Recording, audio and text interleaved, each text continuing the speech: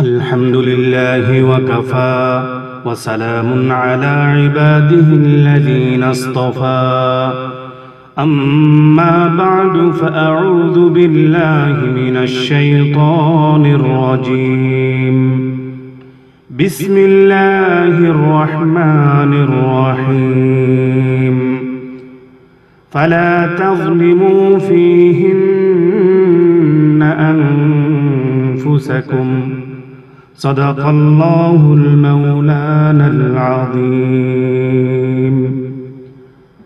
সম্মানিত উপস্থিতি ও শ্রোতা মণ্ডলী, আসসালামু আলাইকুম ওয়া রাহমাতুল্লাহি ওয়া বারাকাতুহু। আজ আমরা অত্যন্ত গুরুত্বপূর্ণ একটি বিষয় সম্পর্কে আলোচনা শুনব, আর সেই বিষয়টি হলো আশুরা দিবসের করণীয় ও বর্জনীয় বিষয়গুলো কি কি। সম্মানিত শ্রোতা মণ্ডলী, বর্তমানে আমরা মুহররম মাস অতিবাহিত করছি। বিগত বেশ কয়েকদিন ধরে এই মাসের গুরুত্ব ও তাৎপর্য সম্পর্কে আলোচনা শুনে আসছি। বিশেষ করে আল্লাহ রাব্বুল আলামিন আমাদের জন্য বাৎসরিক ক্যালেন্ডারের যে পদ্ধতি নির্ধারণ করে দিয়েছেন সূরাতুত তাওবা থেকে, যা আমরা শুনেছিলাম, সেই ক্যালেন্ডার অনুযায়ী বছরের 12টি মাসের মধ্য থেকে 4টি গুরুত্বপূর্ণ মাস হলো আশহুরুল হুরুম। সেই আশহুরুল হুরুমের মাসগুলোর মধ্য থেকে অন্যতম একটি মাস হলো মুহররম মাস। আর এই মুহররম মাসের মধ্য থেকে বিশেষ একটি দিন হলো আশুরার দিন। আরবি আশারা, যার অর্থ হলো 10। মুহররম মাসের 10 তারিখেই যেহেতু আশুরা দিনটি অনুষ্ঠিত হয়, ওই আশারা শব্দ থেকেই ওই গুরুত্বপূর্ণ দিনটিকে বিশেষ গুরুত্ব সহকারে আশুরা বলা হয়। তো এই আশুরা দিনের অত্যন্ত গুরুত্ব এবং তাৎপর্য রয়েছে, যা আমরা পৃথিবীর ইতিহাসের সূচনা লগ্ন থেকে অনেক বড় বড় ঘটনা আমরা লক্ষ্য করেছি এই আশুরা দিবসে ঘটেছিল। বিগত কয়েকটি আলোচনায় আমরা সেই বিষয়গুলো আলোচনা করেছি। আশুরা দিবসের তাৎপর্য এবং গুরুত্ব যখন আমাদের অনুধাবন হয়ে গেল, এখন আমাদের আলোচনার বিষয় হলো তাহলে এই আশুরা দিবসের করণীয়টা কি। মুহররম মাসের করণীয় এবং বর্জনীয় বিষয়গুলোর মধ্যে রয়েছে এই মাসে বেশি বেশি করে নেক আমল করা এবং যাবতীয় অন্যায় পাপাচার থেকে বিরত থাকা, আর বেশি করে এই মাসে রোজা পালন করা। তৃতীয় বিষয়টি হলো বিশেষ করে আশুরা দিবসের সাথে সম্পৃক্ত, সেটা হলো আশুরা দিবসে বিশেষ করে রোজা পালন করা। 1 নম্বরের বিষয় ছিল এই মাসে যাবতীয় অন্যায় পাপাচার থেকে বিরত থেকে ভালো কাজগুলোতে এগিয়ে আসা। এর প্রমাণ কি?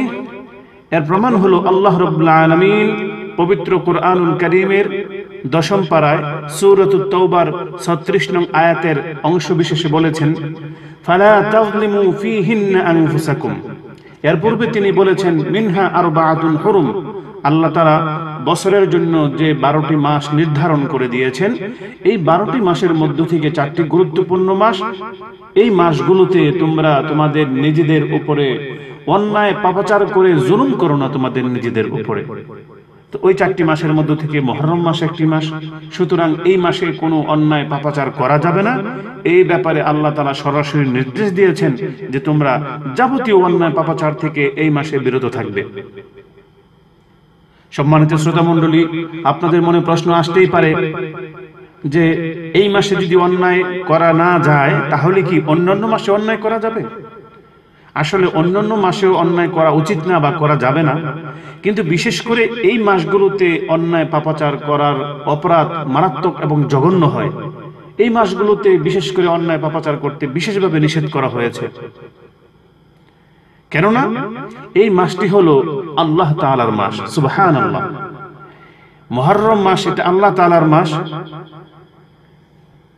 এই বিষয়ে সরাসরি হাদিস থেকে আমরা জানতে পারি। আবু দাউদ শরীফের 2074 নং হাদিস, হাদিসটি বর্ণিত হয়েছে হযরত আবু হুরায়রা রাদিয়াল্লাহু তাআলা আনহু থেকে। সেই হাদিসের অংশ বিশেষে বলা হয়েছে শাহরুল্লাহিল মুহাররম, মুহররম মাস হলো আল্লাহর মাস, সুবহানাল্লাহ। যেহেতু এই মাসটা আল্লাহর মাস, তাহলে এই মাসের গুরুত্ব অবশ্যই অত্যন্ত বেশি। এই মাসে অন্যায় পাপাচার করার অপরাধ অত্যন্ত বেশি। আরেকটি উদাহরণ দিলে বিষয়টি আরো সহজ হবে। আপনারা জানেন বাইতুল্লাহ এটা একটি আরবি শব্দ, যার অর্থ হলো আল্লাহর ঘর। শাব্দিক অর্থে পৃথিবীতে যত মসজিদ রয়েছে সকল মসজিদই কিন্তু আল্লাহর ঘর এবং সবখানেই নামাজ আদায় করা যায়। তবে বাইতুল্লাহ বলতে কিন্তু আমরা কাবা শরীফকেই বলে থাকি বা চিনে থাকি। বাইতুল্লাহ যদি বলা হয় বাইতুল্লাহ শরীফ, সেটা হলো কাবা শরীফ। তো শাব্দিক অর্থে সকল মসজিদই আল্লাহর ঘর, এটা হলেও বিশেষ করে কাবা শরীফকে যেহেতু আল্লাহর ঘর বলা হয়েছে, তাই তো বাইতুল্লাহ শরীফের মর্যাদাও কিন্তু আল্লাহর ঘর হওয়ার কারণে, আল্লাহর সাথে এর নিসবত বা এর সম্পর্ক নামের সাথে নিসবত হয়ে যাওয়ার কারণে এর ফজিলত, এর গুরুত্ব, এর সম্মান অনেক গুণে বেশি বেড়ে গেছে, সুবহানাল্লাহ। এই জন্যই দেখা যায়, আমরা হাদিস থেকে জানতে পারি, সেখানে গিয়ে নামাজ আদায় করলে অন্যান্য মসজিদে নামাজ আদায় করার তুলনায় বাইতুল্লাহ শরীফে গিয়ে নামাজ আদায় করলে এর সওয়াব অনেক অনেক অনেক গুণ বেশি পাওয়া যায়। পৃথিবীর সকল মসজিদেই কিন্তু আল্লাহর ঘর। বাইতুল্লাহ শরীফ সেটাও মসজিদ, সেটাও আল্লাহর ঘর, কিন্তু অন্যান্য মসজিদগুলোকে সরাসরি বাইতুল্লাহ বলা হয় না, যদিও বা শাব্দিক অর্থে বাইতুল্লাহ, কিন্তু এই কাবা শরীফকে বাইতুল্লাহ নাম দিয়ে আখ্যায়িত করার কারণে এই ঘরের ওই ফজিলত, মর্যাদা, সম্মান অনেক গুণে যেমনই ভাবে বেড়ে গেছে, তেমনই ভাবে সেখানে গিয়ে নামাজ আদায় করলে অন্যান্য মসজিদে নামাজ আদায় করার তুলনায় অনেক বেশি সওয়াব পাওয়া যায়। তেমনই ভাবে সেখানে গিয়ে কোনো অপরাধ করলেও অন্যান্য জায়গায় অপরাধ করার তুলনায় তার জঘন্যতা অনেক বেশি হয়। তেমনই ভাবে সেখানে গিয়ে যদি কোনো অপরাধ করা হয়, সেই অপরাধের ফলাফল অত্যন্ত জঘন্য এবং মারাত্মক হয়।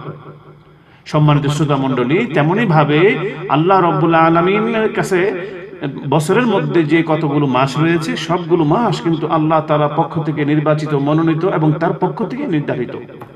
তথাপি হাদিসের মধ্যে বলা হয়েছে শাহরুল্লাহিল মুহাররম, মুহাররম মাস হলো আল্লাহর মাস। সুতরাং মুহাররম মাসকে আল্লাহর মাস হিসাবে ঘোষণা দেওয়ার কারণে এই মাসের সম্মান, ফজিলত অনেক গুণে বেড়ে গেছে।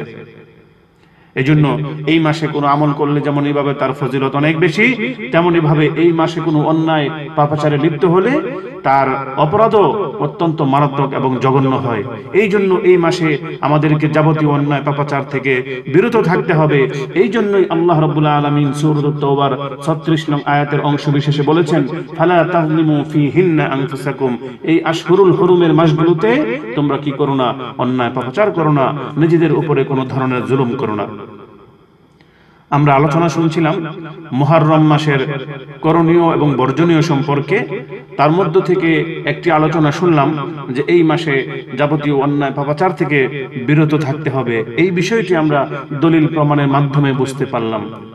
মুহররম মাসের দ্বিতীয় করণীয় হলো এই মাসে বেশি করে রোজা পালন করা, যার যার সাধ্য অনুযায়ী বেশি করে রোজা পালন করার চেষ্টা করা। কেননা রমজান মাসের পরে সবচেয়ে গুরুত্বপূর্ণ রোজা হলো মুহররম মাসের রোজা। এই সম্পর্কে আবু দাউদ শরীফের 2074 নং হাদিস, সেই হাদিসে বলা হয়েছে, আন আবি হুরায়রা রাদিয়াল্লাহু আনহু قال قال رسول الله صلى الله عليه وسلم أفضل الصيام بعد شهر رمضان شهر الله المحرم। নবী করিম সাল্লাল্লাহু আলাইহি ওয়াসাল্লাম ইরশাদ করেছেন, রমজান মাসের রোজার পরে সবচেয়ে বেশি ফজিলতপূর্ণ রোজা হলো মুহররম মাসের রোজা। রমজান মাসের রোজার পরে সবচেয়ে গুরুত্বপূর্ণ রোজা হলো এই মুহররম মাসের রোজা। এই হাদিসটি আবু দাউদ শরীফের পাশাপাশি তিরমিজি শরীফের 402, নাসাই শরীফের 1595 নম্বর হাদিসেও এই হাদিসটি পাওয়া যাবে। সুতরাং এই মুহররম মাসে আমরা বেশি করে রোজা পালন করার চেষ্টা করব। আর বিশেষ করে আশুরা দিবসে রোজা পালনের আরো একটি বিশেষ ফজিলত রয়েছে। এই আশুরা দিবসে রোজা পালনের বিশেষ ফজিলত রয়েছে। আমরা দেখতে পাই অতীত ইতিহাসে বড় বড় নবী রাসূলগণ এই আশুরা দিবসে তারা রোজা পালন করতেন। আমরা বিগত আলোচনাগুলোতে শুনেছি এবং জেনেছি হযরত মূসা আলাইহিস সালাতু ওয়াস সালাম যখন নাকি ফেরাউনের কবল থেকে আশুরা দিবসে মুক্তি পেয়েছিলেন, সেই বিজয়ের দিন তিনি নিজেও রোজা রেখেছিলেন এবং তার অনুসারীদেরকেও রোজা রাখতে বলেছিলেন। তারা এখনো সেই দিবসে রোজা পালন করে। আমরা আরো দেখতে পাই হযরত নূহ আলাইহিস সালাতু ওয়াস সালাম তিনি যখন তার উম্মতদেরকে নিয়ে নৌকায় আরোহণ করে মহাপ্লাবনের উপরে প্রায় 150 দিনের মতো ভাসমান ছিলেন, এই প্লাবনের উপরে প্রায় দীর্ঘ সময় ধরে ভাসমান থাকার পরে যেদিন তারা জুদি নামক পর্বতে নোঙ্গর করতে পেরেছিলেন এবং মুক্তি পেয়েছিলেন সেই প্রলয়নকারী মহাপ্লাবন থেকে, সেদিন হযরত নূহ আলাইহিস সালাতু ওয়াস সালাম তিনি নিজেও রোজা রেখেছিলেন এবং তার সাথীবর্গদেরকেও রোজা রাখার জন্য নির্দেশ দিয়েছিলেন। আমরা আরো জানতে পারি এই আশুরা দিবসে আমাদের প্রিয় নবীজি হযরত মুহাম্মদ মুস্তাফা সাল্লাল্লাহু আলাইহি ওয়াসাল্লাম তিনিও এই দিবসে রোজা পালন করতেন এবং সাহাবাদেরকে এই দিবসে রোজা পালনের জন্য নির্দেশ দিতেন। তাহলে আমরা বিভিন্ন ইতিহাস থেকে জানতে পারি বিভিন্ন নবী রাসূলগণ এই আশুরা দিবসে তারা রোজা পালন করতেন। কেননা এই আশুরা দিবসের রোজার অনেক গুরুত্ব এবং ফজিলত রয়েছে, আর এই গুরুত্ব এবং ফজিলত লাভের জন্যই মুসলমানরা তো রোজা রাখেই, মুসলমানদের পাশাপাশি ইহুদিরা পর্যন্ত এই দিবসে রোজা পালন করে। এর দলিল হলো বুখারী শরীফের 1856 নং হাদিস। হযরত ইবনে আব্বাস রাদিয়াল্লাহু তাআলা আনহুমা থেকে হাদিসটি বর্ণিত হয়েছে।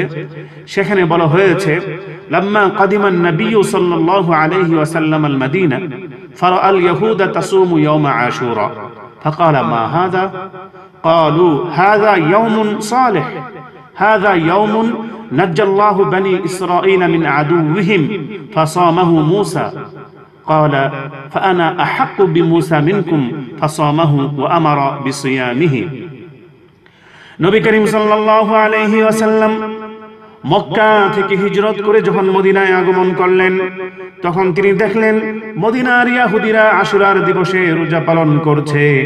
বিষয়টি দেখে তিনি তাদেরকে জিজ্ঞেস করলেন, তোমরা আজকে এই আশুরার দিবসে রোজা পালন করছো, এর কারণ কি? তখন তারা বলল, ইয়া রাসূলুল্লাহ, এই দিনে আমরা রোজা পালন করি এবং এই দিনটি আমাদের কাছে অত্যন্ত গুরুত্বপূর্ণ।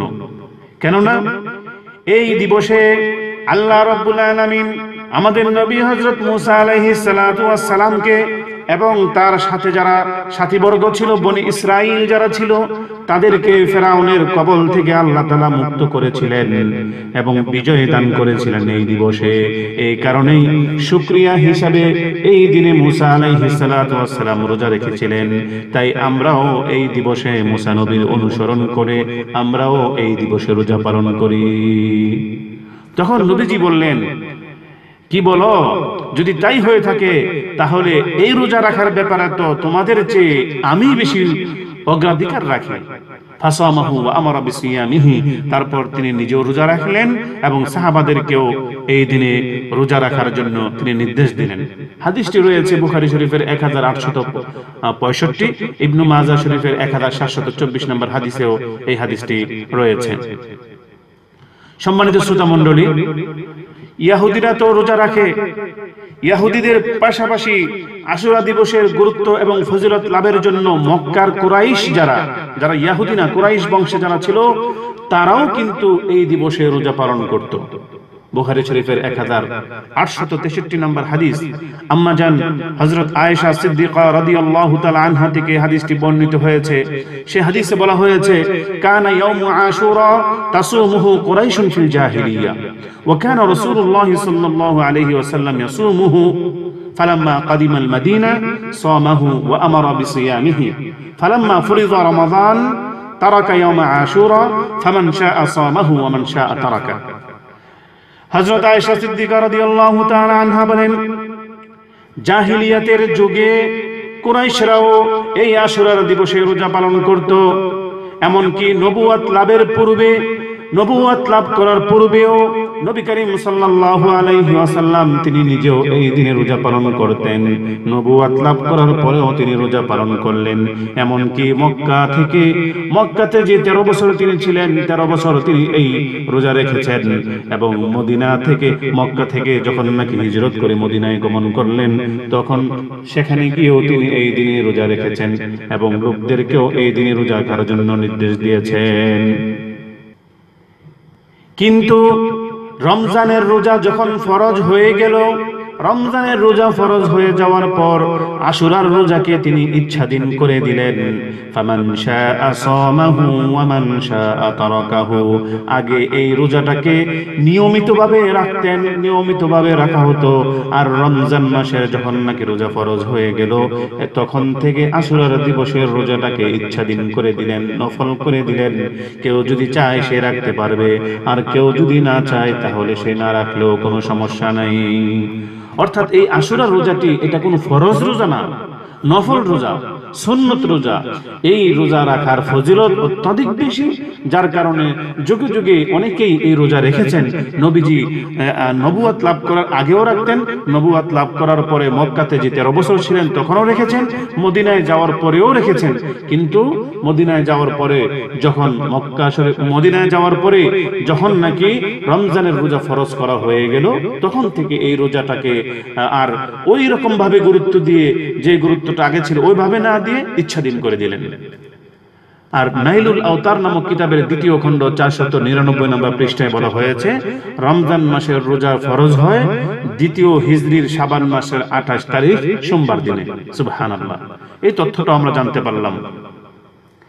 সম্মানিত শ্রোতা মণ্ডলী, এতক্ষণ পর্যন্ত আমরা আলোচনায় জানলাম যে আশুরা দিবসের রোজার গুরুত্ব কি, এই বিষয়টা আমরা জানলাম যে ইহুদিরাও এই দিবসে রোজা পালন করে, কুরাইশরাও এই দিবসে রোজা পালন করে।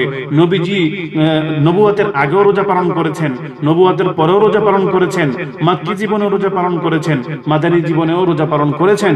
তবে রমজানের রোজা ফরজ হওয়ার পর থেকে ইচ্ছাধীন করে দিলেন। এতটুকু আমরা জানলাম। এবার আসুন আমরা জানার চেষ্টা করি এই দিনে রোজা রাখার ফজিলতটা কি।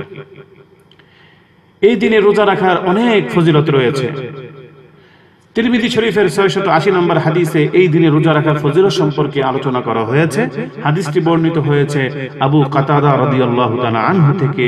সেখানে বলা হয়েছে, নবী করিম সাল্লাল্লাহু আলাইহি ওয়াসাল্লামকে এই আশুরা দিবসে রোজা রাখলে কি ফজিলত, এই সম্পর্কে জিজ্ঞেস করা হলে নবীজি তার জবাবে বললেন, সিয়ামু ইয়াউমি আশুরা ইন্নী আহতাসিবু আলাল্লাহি আন ইউকাফফিরা আস-সানাতা আল্লাতী ক্বাবলা।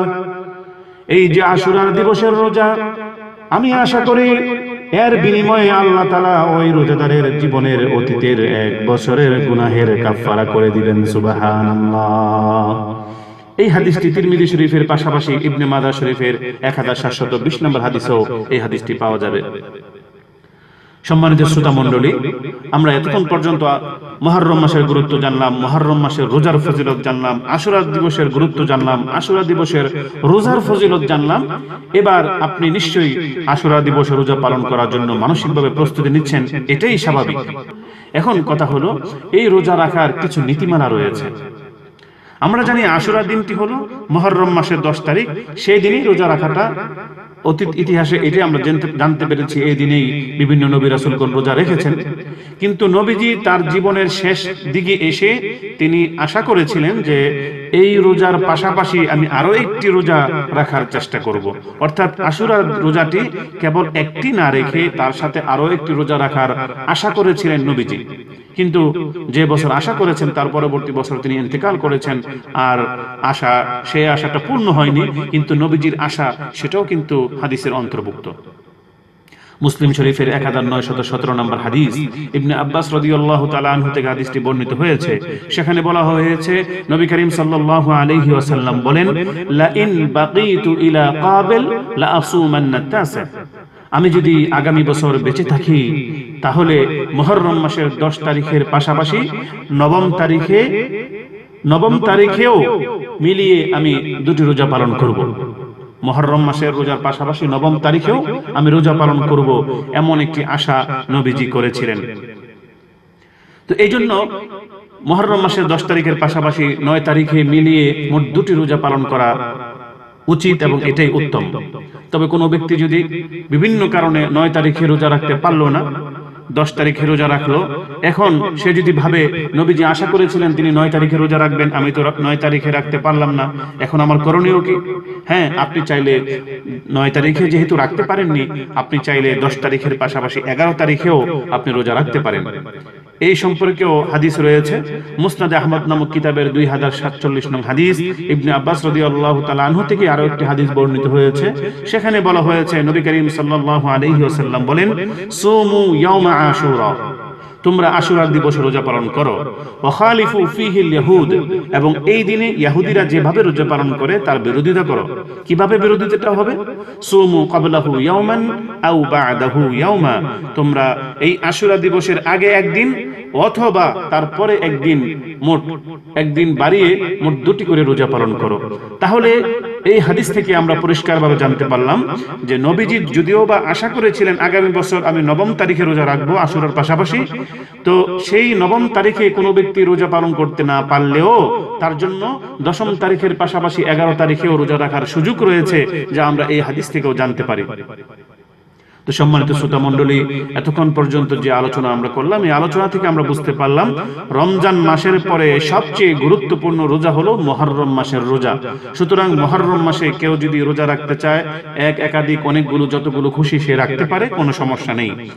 আরো আমরা জানতে পারলাম যে এই মুহররম মাসের মধ্যে বিশেষ করে আশুরা দিবসের রোজার গুরুত্ব আমরা জানতে পারলাম। বিভিন্ন নবী রাসূলগণ এই দিবসে রোজা পালন করেছেন, ইহুদিরাও রোজা পালন করে, মক্কার কুরাইশরাও এই দিবসে রোজা পালন করত। আরো জানতে পারলাম এই আশুরা দিবসের রোজার ফজিলত কি, এর মাধ্যমে অতীতের 1 বছরের গুনাহের কাফারা হয়ে যায়। আমরা আরো জানতে পারলাম শুধু আশুরা দিবসে রোজা পালন করা উচিত নয়, তার সাথে সাথে 9 তারিখে অথবা 11 তারিখ মিলিয়ে মোট 2টি রোজা পালন করা সুন্নাত। হ্যাঁ, তবে কেউ যদি কোনো কারণে আশুরার রোজার সাথে তার আগে একদিন অথবা আশুরার রোজার সাথে তারপরে একদিন, এই 2 দিনের কোনো একদিন রোজা রাখতে পারলো না কোনো সমস্যার কারণে, শুধু আশুরা দিবসে রোজা পালন করলো, তাহলেও তার রোজাটি হয়ে যাবে ইনশাআল্লাহ। তো সম্মানিত শ্রোতা মণ্ডলী, আজকের এই আলোচনা আমরা যা জানলাম, আল্লাহ রাব্বুল আলামিন আমাদেরকে এর উপর আমল করার তৌফিক দান করুন। আমাদের সামনে সেই গুরুত্বপূর্ণ দিনটি রয়েছে, আসুন আমরা মানসিকভাবে প্রস্তুতি গ্রহণ করি। আমরা এই আশুরা দিবসে রোজা পালন করার জন্য অতীত ইতিহাসগুলো, আমার পিছনে আলোচনাগুলো যদি আপনারা শুনে থাকেন, আশা করি আপনারা শুনবেন, তাহলে আপনারা জানতে পারবেন এই আশুরার দিনের গৌরব মাখা ইতিহাস, উজ্জ্বল ইতিহাস, সোনালী ইতিহাস। সেই ইতিহাসে নবী রাসূলগণ কি করেছিলেন, তো সেই অনুযায়ী আমল করাটাই কিন্তু আমাদের জন্য উচিত। কিন্তু বর্তমানে আমরা সেগুলোকে পরিহার করে আমরা আমাদের মতো করে ইচ্ছা মতো কত কিছু করে থাকি, যেগুলো আসলে কোরআন হাদিস দ্বারা আসলেই হয়তোবা প্রমাণিত নয়। তো এই জন্য যে সমস্ত বিষয়গুলো, আমলগুলো কোরআন ও হাদিস দ্বারা প্রমাণিত, সেগুলো আসুন আমরা আমল করার চেষ্টা করি, এবং যেগুলো প্রমাণিত নয়, বর্জনীয়, এবং যেগুলো বেদাত, কুসংস্কার, সেগুলো বর্জনীয়, সেগুলোকে বর্জন করে আসুন আমরা কোরআন হাদিস মতো জীবন গড়ার চেষ্টা করি। আল্লাহ রাব্বুল আলামিন আমাদেরকে মুহররম এবং আশুরার যে ফয়েজ ও বরকত রয়েছে তা আমাদেরকে দান করুন। এই রোজাটি যেন আমরা রাখতে পারি, এর মাধ্যমে যেন আল্লাহ তাআলা আমাদের জীবনের অতীতের 1 বছরের গুনাহের কাফারা করে দেন। আমিন। ওয়া আখিরু দাওয়ানা আনিল হামদুলিল্লাহি রাব্বিল আলামিন। আসসালামু আলাইকুম ওয়া রাহমাতুল্লাহি ওয়া বারাকাতুহু। এতক্ষণ পর্যন্ত আপনাদের সাথে আলোচনায় ছিলাম আমি হাবিবুল্লাহ আল কাসেম।